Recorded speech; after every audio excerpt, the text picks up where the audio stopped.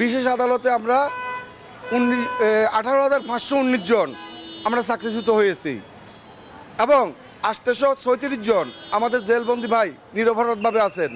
আমরা চাচ্ছি আগামীকালকে যে শুনানি আছে এই শুনানির মাধ্যমে যদি জামিন না হয় এদের, তাহলে আমরা মাহিন ভাইয়ের নির্দেশনায় আমরা সকল বিডিআর বাংলাদেশ থেকে একত্রিত হয়ে আমরা ঢাকাতে সর্বোচ্চ আন্দোলন যেটা ওটা করব। 25 তারিখ পিলখানাতে হত্যাকাণ্ড ঘটেছে, 26 তারিখ তৎকালীন ফ্যাসিস্ট সরকার পিলখানার বাইরে প্রতিটা ইউনিটে এটা বিস্তার করে দিয়ে কিন্তু পিলখানার বাইরে কোনো হত্যাকাণ্ড ঘটে নাই।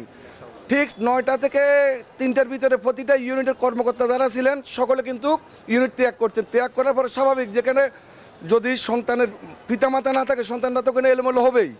ওই জন্য একটা পরিস্থিতি হয়ে গেছে ভয়ে, কারণ এখানে কথা আসতেছে যে সেনাবাহিনী আসতেছে তোমাদেরকে অ্যাটাক করার জন্য, এবং আমরা খাগড়াছড়ি অ্যাটাক করছে এটা আমরা দেখছি, যশোর অ্যাটাক করছে টিভি চ্যানেলে এটাও আমরা দেখছি, ফেনী অ্যাটাক করছে এটাও দেখছি, কিন্তু আসলে বাইরে কোনো কিছু ঘটে নাই।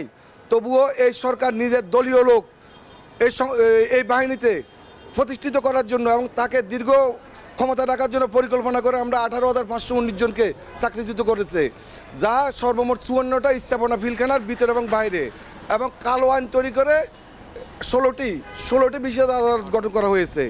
যে বিশেষ আদালতটা গঠন করতে আমাদের সম্পূর্ণ বিপরীতে। আমাদের নিয়ম ছিল আমাদের বিডিআর আইনে যে কোনো অপরাধ যদি কেউ করে থাকে, যদি হত্যা করে থাকে, মার্ডার করে থাকে, তার সর্বোচ্চ সাজা হয়েছে 7 বছর।